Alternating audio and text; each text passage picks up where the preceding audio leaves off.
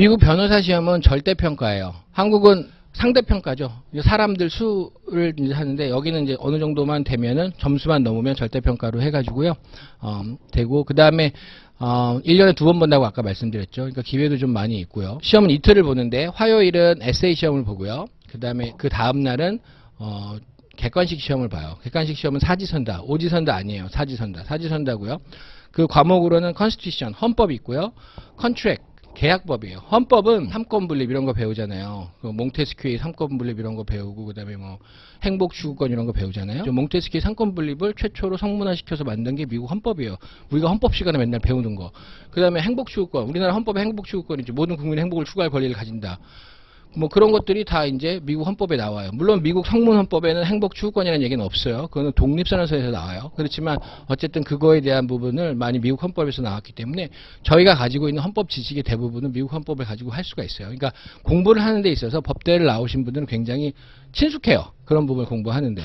그리고 두 번째 컨트랙이죠. 컨트랙은 계약법이에요. 계약법인데 저희가 예를 들어서 민법총칙 배우잖아요. 민법총칙 배우고 나서 채권, 총론, 강론 가잖아요. 그러면 예를 들어서 우리나라 민법은 14개 정형계약으로 딱 나와 있잖아요. 그렇지만 이제 컨트랙은, 미국의 컨트랙은 어느 정도 그 원리가 있어요. 근데 그게 거의 비슷해요, 저희하고. 뭐 양 당사자가 있어야 되고, 컨시더레이션이라고 하는 뭐 법익에서 서로 주고받는 그런 부분이 있어야 되는데, 우리는 그 컨시더레이션이라고 하는 그 부분이 사실은 우리 민법에서는 별로 정확하게 규정이 되어 있지 않아요. 그렇기 때문에 저희가 약간 한국에서 법학을 공부한 사람이 미국 계약법 시작할 때 처음에 그런 부분이 많이 헷갈려요.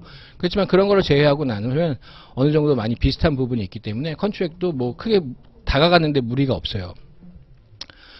그 다음에 리얼 프로퍼티. 리얼 프로퍼티는 프로퍼티는 이제 재산을 다루는 거거든요. 근데 우리가 아시지만 재산은 크게 세 가지로 나눌 수 있죠. 동산과 부동산과 그 다음에 지적재산 이렇게 세 개인데, 그 퍼스널 프로퍼티 동산이고요. 그 다음에 그 리얼 프로퍼티 부동산이고요. 인텔렉츄얼 프로퍼티 지적재산이란 말이에요. 그럼 리얼 프로퍼티는 부동산이니까 부동산에 관한 거를 따지는 거예요. 그럼 우리나라 이제 우리는 물건 배우잖아요. 민법에서 물건하고 뭐 담보물건 이렇게 배우는데, 거기에 나오는 내용이 이제 좀 비슷해요. 그렇지만 토지의 기본 개념이나 소유권의 기본 개념은 완전히 달라요.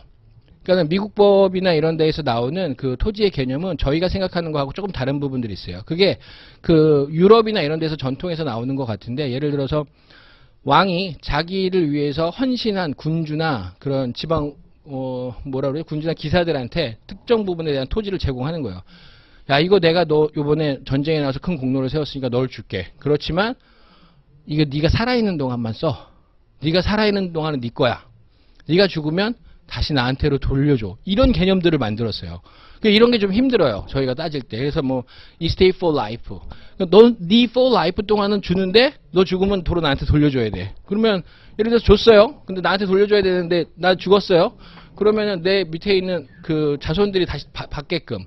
그 대신에 너의 자손은 그 땅 건드릴 수가 없어. 뭐 이런 식으로 해가지고 그 조금씩 그런 개념들이 생겼어. 그런 개념들이 있어요. 그런 개념들은 저희 개념하고 잘 안 맞아요. 그래서 저희가 잘 모르는데, 그런 개념을 넘어가고 나면은 그 다음부터는 비슷해요. 뭐 랜드로드 테넌트 로가 있는데 그거는 이제 임대차 뭐 그런 법이고요. 그 다음에 무슨 부동산 이제 계약하고 나서 등기하고 이제 그런 과정이 있어요. 그러면 우리도 부동산 계약하고 나서 나중에 소유권 넘어갈 때 등기하죠. 한국은 부동산 무슨 주의? 등기가 공시주의예요. 공시주의에. 이런 빨리빨리 제가 대답을 한다고 그랬어요. 아까 부동산 공시주의. 부동산 공시주의인데 왜 그게 부동산 공시주의는 우리 등기에 대해서 공신력이 없다라는 거죠. 그게 이제 왜 그러냐면 이제 그 전쟁 겪고 뭐 이제 식민지 나오고 하다 보니까 나중에 그 토지하고 서류하고가 일치되지 않는 부분들이 너무 많아서 부동산 공시주의를 택하는 거예요. 근데 미국은 부동산 공신주의예요. 등기의 공신력을 인정해줘요. 그 등기의 공신력을 인정해주기 위해서 들어가는 많은 제도들이 있어요. 타이틀 인슈런스라든지 아니면은 계약을 하고 그러니까 부동산의 소유권을 타이틀이라고 하는데, 그 타이틀을 넘겨주기 전까지의 모든 과정을 이제 듀 프로세스라는 절차를 통해서 확인을 해요. 담보가 잡혀 있는지 아닌지 그런 것들을 많이 확인하고, 그런 과정에 누가 들어가냐면 변호사들이 들어가요. 그래서 변호사들이 실질적으로 그거에 대해서 일을 하고 자문을 해주고 서치를 하고 하는, 그 서치를 하는 또 다른 기관들이 있어요. 그래서 돈을 주면 법원에 가가지고 그 등기를 예전 것 뭐 한 몇백 년 전 것부터 이제 찾아가지고 쭉 올려오는 그런 것들을 하는 게 있고, 그 등기에 대해서 보험도 들어요. 그래서 타이틀 인슈런스를 들어서 만약에 이제 이게 부동산 이중 매매라든지 이중 등기에 의해서 내가 지금 산 그 건물에 문제가 생긴다, 소유권을 잃어버릴 기회가 생긴다라고 하면 그런 그 인슈런스에서 보장도 해줘요. 근데 그런 부분이 사실은 저희하고 좀 차이는 있지만 우리가 어느 정도 기본으로 갖고 있으면 할 수 있어요. 뭐 전유 취득 뭐 이런 부분들도 많이 비슷하고요. 그 다음에 에비던스인데요. 에비던스는 이제 증거법이에요. 증거법은 실질적으로 우리나라 민사소송이나 이런 데서 이제 증거에 대한 뭐 전문 증거라든지 이런 부분 나오는데 이제 그런 부분에 대한 개념을 서로가 잘 맞춰야 돼요. 그렇게 되면 큰 그 혼란 없이 저희가 공부를 해 나갈 수가 있어요. 시빌 프로시저 이거 좀 달라요. 시빌 프로시저. 왜냐하면 우리나라 법원이 있고 우리나라 법원 3심제를 택하잖아요. 근데 미국은 또 그게 아니니까 미국 법의 원리를 따라가요. 근데 예를 들어서 그 재판을 시작하는 데 있어서 피고와 원고가 서로 간에 공평한 기회를 가져야 되잖아요. 그렇기 때문에 뭐 그러니까 컴플레인트라고 하죠. 컴플레인트를 집어넣고 나서 그걸 갖다가 다른 상대방이 얼만큼 송달을 잘 하느냐, 그걸 송달을 서비스라고 해요. 처음에 그게 개념이 안 쓰는 거예요. 서비스. 미국 교수님이 서비스라고 그러는데 우리가 생각한 서비스는 뭐예요? 이렇게 식당 같은 데 가면 서비스 받고 이런 게 서비스잖아요. 예? 그거 그렇게 생각하지 뭐 야, 송달 서류를 서비스 받는다라고 생각 안 하죠. 서비스 했냐? 그 법원에서 이렇게 하는데 서비스는 어떻게 할까?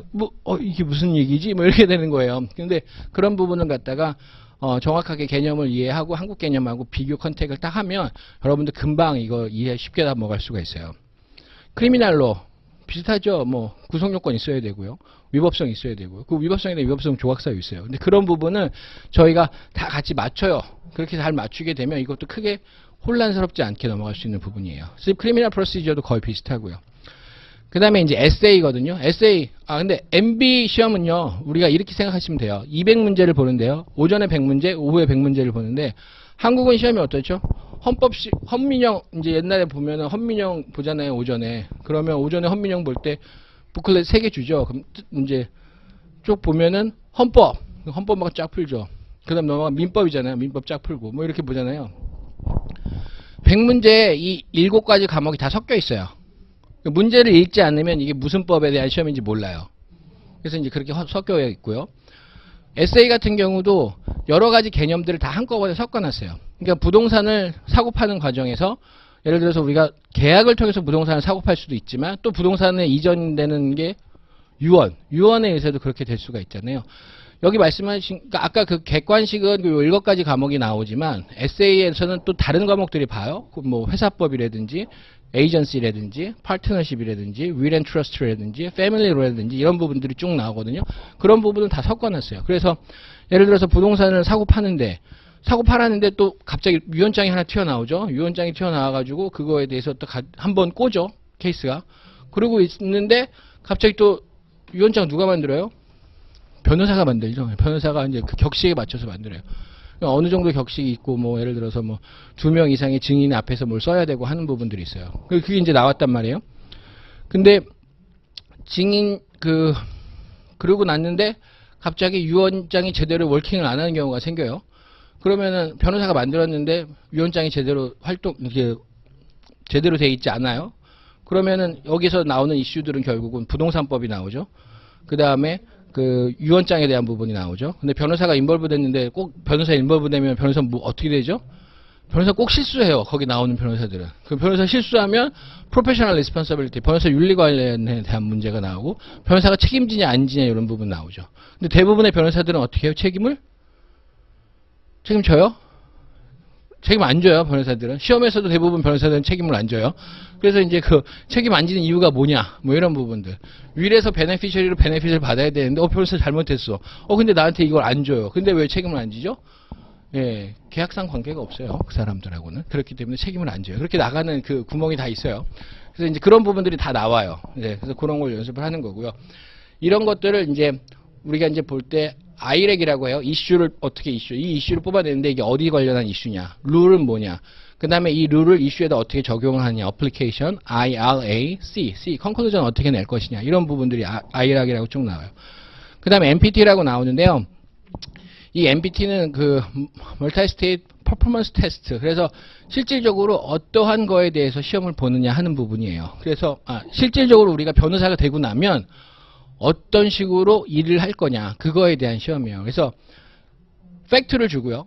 그러니까 뭐 한국도 이제 실무하시면은 보시면 대화 내용을 다 적죠. 대화 내용을 다 적어요. 그래서 이제 보통 보면 막 서류가 이만큼씩 나오잖아요. 근데 그런 거에 대해서 일부를 편취해가지고 주고, 그 다음에 편지 같은 거를 줘요. 그러니까 그걸 다 읽어보면, 아, 케이스가 어떻게 됐구나라는 걸 이제 알아요. 팩트 체크가 되는 거예요. 그러고 나서 라이브러리를 줘요. 라이브러리는, 우리가 생각하기에 라이브러리면 도서관이잖아요. 뭐 도서관을 주나? 처음에 이제 이렇게 생각하는 거예요. 근데 라이브러리 뭐냐면, 룰하고, 그 다음에 판례를 줘요. 그럼 그 룰하고 판례에서 이 사건하고 어떻게 적용될지를 찾는 거예요. 그래서 그 판례에 대해서 적용을 시키면서 예를 들어서 메모랜덤을 만들어라 아니면 컴플레인트를 만들어라 이렇게 하는데 메모랜덤이면 메모 이렇거든요. 그러니까 메모를 만들어 그러니까 결국은 시험에서 너는 지금 갓 들어간 로펌의 어소시에이트다. 근데 새로운 케이스가 들어왔고 너한테 배정이 됐으니까 메모를 만들어서 파트너 변호사한테 보고를 해라 이런 식인 거예요 시험이. 그러면 그 메모를 만드는데 처음에 자꾸 메모를 만든다고. 우리는 메모 또 어떻게 생각하죠, 메모? 우리가 생각하는 메모 뭐예요? 예? 이 3M 그 스티커에다가 이렇게 적어서 이렇게 딱 붙이는 게 메모잖아요. 메모 남겨주세요. 그러면 이렇게 하잖아요. 근데 얘네는 메모가 뭐 13페이지, 15페이지 이렇게 쓰는 거니까. 근데 그런 거 작성해서 내는 게 이제 그런 부분이에요. 에세이의 영타 연습이라고 써 있는데요. 미국 시험에서는 대부분 다 노트북을 들고 와서 시험을 봐요. 에세이 시험 볼 때. 그래서 자기 노트북을 켜고 여기다가 프로그램을 깔아요. 그러니까 미리 프로그램을 깔아줘요. 근데 그걸 깔면 자기 노트북인데도 그럼에도 불구하고 그 안에 있는 모든 자료에 액세스를 할 수가 없어요. 그래서 시험을 보면 그 시험을 보고 이걸 줘요. USB를 하나씩 줘요. 그래서 USB에다가 그 답안을 작성된 거를 다 내요. 근데 이제 이거를 제가 막 시험 볼 때 2006년 그러니까 버지니아주 시험 볼 때 그때 이런 게 막 생겼어요. 저는 2003년에 막 이렇게 쓰는 걸로 했어요. 근데 2006년에 이게 이제 생겼어요. 그래가지고 이제 그걸 보는데 뭐 혼란이죠, 혼란. 사람들은 다 혼란스럽습니다. 막 지나가다가 막 이렇게 빠지고 막 해서 갑자기 전원이 꺼지는 컴퓨터도 생기고요. 그러면 이제 손 들면 북클렛 주죠. 이제 답안지를 주는 거예요. 그러면 그걸로 이제 다시 작성을 하고 이제 그렇게 했는데 요새는 대부분 다 에세이 다 이거 워드로 칩니다. 그러니까 여러분들 만약에 생각을 하시고 있으시면 한타는 뭐 엄청 빠르실 테지만 영타를 조금씩 공부하시는 게 좋아요.